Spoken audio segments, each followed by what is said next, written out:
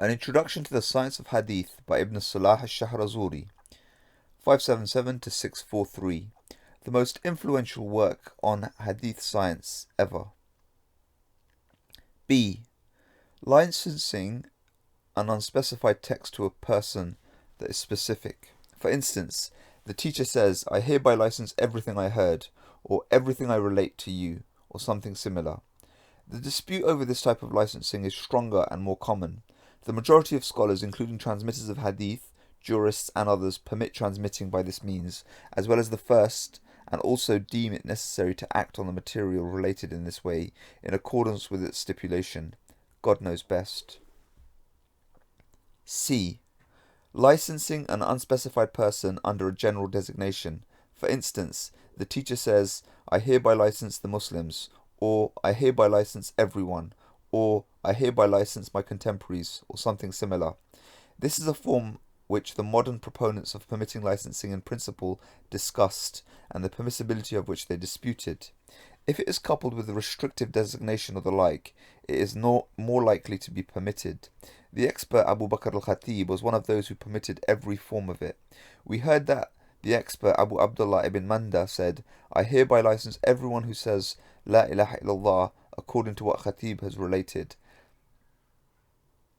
According to what Khatib has related, the judge Abu Tayyib al-Tabari, one of the expert jurists, permitted the licensing of all Muslims alive at the time the act of licensing takes place.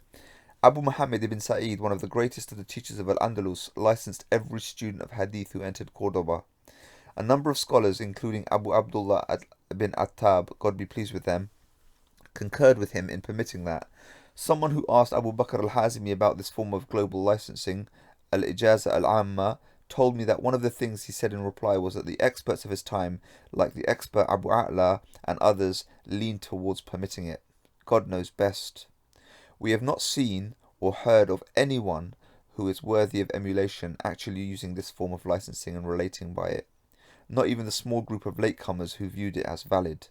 Licensing in principle is a weakness. By this extension and relaxation it becomes much greater weakness, which should not be tolerated. God knows best. D.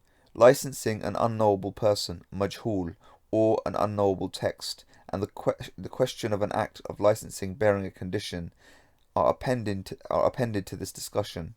For instance, the teacher says, "I hereby license Muhammad ibn Khalid al-Dimashqi," and at that time there are a number of people who share this name and lineage, and the one being licensed is not specified. Or the teacher says, "I hereby license X to relate to me Kitab al-Sunnah, the book of Sunnahs," and he transmits a number of books of Sunnahs known by this title, and he does not specify which one is meant. This is defective and a worthless form of licensing. This is not the same as the case when someone licenses a number of people whose name and lineage are specified, while he is ignorant of their identity and is not acquainted with them. That does not impair the validity of the licensing, just as a teacher not knowing a student who attended his class does not affect the validity of the student's audition. God knows best. Even if the teacher licenses those whose names are designated in a letter requesting license, istijaza, and he is ignorant of their identity and their lineage, not even knowing how many of them there are, and without having scrutinized their names one by one, the licensing should also be considered valid. This is analogous to the validity of the audition of those who attended a teacher's class to hear hadith from him, even if the teacher does not know them at all, does not know how many of them there are, and does not scrutinize their persons one by one. When the teacher says, "I hereby license whoever X wants," or the like, it contains unknowability, jahala, in regard to the identity of the individuals being licensed, and the stipulation of a condition. So the presumption is that it is not valid. The judge Abu Tayyib al-Tabari al-Shafi'i gave a legal opinion to that effect. When the expert al-Khatib asked him about this, he reasoned that it is licensing an unknowable person, and it is as if he had said, "I hereby license some people," without any specification. Sometimes it is argued that it is invalid because it also bears a condition.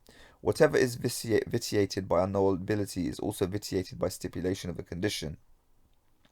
Vitiated, according to what is known to be an opinion of some people. The Shafi'i al-Khatib related that Abu Ya'la ibn al-Farra al-Hanbali and Abu Fadl al-Umrus al-Maliki permitted this form of licensing, and these three were leaders of their respective schools at the time in Baghdad. The unknowability in this form of licensing arises in the second part of the clause due to the presence of volition, in contrast to unknowability occurring in the case when the teacher licenses some people. When the teacher says, I hereby license whoever wants it, it is the same as if he had said, I hereby license whoever X wants, God knows best. Rather, the former contains more unknowability and is more diffuse from the standpoint. In contrast to the latter, it is conditional on the volition of innumerable people. This is also true in the case where the teacher licenses whoever wants to be licensed by him. If the teacher licenses whoever desires to transmit from him, this is closer to being permissible because the delegation of transmission by the license to the volition of the licensee is a necessary component of every act of licensing. Despite the fact that this formula is in the form of a stipulation, it is merely a clarification of what is necessary to carry out the transmission and a description of the circumstance, and in reality there is no imposition of a condition. For this reason, some Shafi'i authorities permit the seller to say in a commercial transaction, I hereby sell to you for such and such a price if you desire, with the purchaser saying, I hereby accept. The following was found in the handwriting of the expert Abul Fath Muhammad ibn Hussein al-Azdi al-Mawsili. I hereby license the transmission of that to everyone who wants to transmit it from me. When the teacher says, I hereby license such and such to X, if he desires to transmit it from me, or to you if you desire, or you like, or you want, the most obvious and strongest view is that this is permissible, since the element of unknowability and the reality of the imposition of a stipulation have disappeared, and only their form remains. Knowledge belongs to God alone. E. Licensing to a yet-to-be-born person, ma'doom. And let us discuss along with this the licensing of young children. This is a type of licensing which some modern scholars have discussed extensively, and they have disagreed over its permissibility. An example of this is when you say, I hereby license whoever will be born to X, if he links the yet-to-be-born person to a living person, mawjud, by saying, I hereby license X and whoever will be born to him, or I hereby license you or your sons and your descendants for as long as they continue to reproduce. It is closer to being permitted than the first example. For a similar reason, the Shafi'is permit the second kind and not the first in establishment of trust, waqf. The Malikis and Hanafis, or at least some of them, permit both kinds of charitable trust. Abu Bakr ibn Dawood as-Sijistani was one of the early Hadith scholars who performed this second kind of licensing. We heard that he was asked for licensing and said, I hereby license you, your children, and the offspring of the offspring, meaning those who had not yet been born. The expert Abu Bakr al-Khatib deemed it permissible to license yet to be born individuals, in the first instance, without any link to a living person.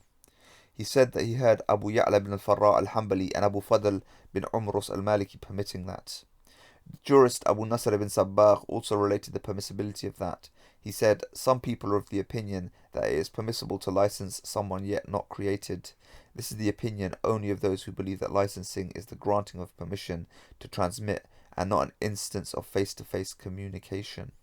Al-Khatib al-Baghdadi then explained the argument of invalidating this type of licensing, and this was the view of his teacher, the authority and judge Abu Tayyib al-Tabari. That is the view that, and no other is appropriate, because licensing falls under the heading of communicating the licensed material collectively, as we have said in the above discussion of the validity of the general principle of licensing. Just as communicating information to yet-to-be-born persons cannot be valid, licensing a yet-to-be-born person cannot be valid. If we had judged licensing to be granting permission, that would still not be valid for a yet-to-be-born person, just as granting permission in relation to the deputation of a yet-to-be-born person is not valid, because the yet-to-be-born person is in a state in which the act permitted was not valid for him. This is also necessarily voids the licensing of a young child whose audition is not valid. Al-Khatib said, I asked the judge Abu Tayyib al-Tabari about licensing a small child.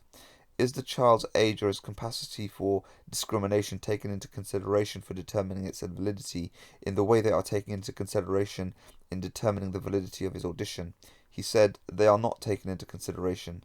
I then said to him, one of our colleagues said, licensing is not valid for those whose audition is not valid. He said, sometimes it is valid for the teacher to license someone who is absent, while that person's audition would not be valid. Al-Khatib cited as evidence for the validity of licensing a child the fact that licensing is only the licensor allowing the licensee to transmit from him, and it is valid to allow someone who has reached the age of reason and someone who has not. He said, in accordance with this, we saw all of our teachers licensing children who were absent without inquiring about their age and level of discrimination. We never saw them under any circumstance license anyone who had not yet been born. It seems that they regarded a child fit for this way of receiving hadith so that he could validly transmit on the basis of it after he had attained the qualifications necessary for transmitting. This arose from their desire to expand the means of perpetuating the isnad, which has been granted to the community alone, and to bring the child closer to the Messenger of God, peace be upon him, and God knows best. Stay tuned for many parts.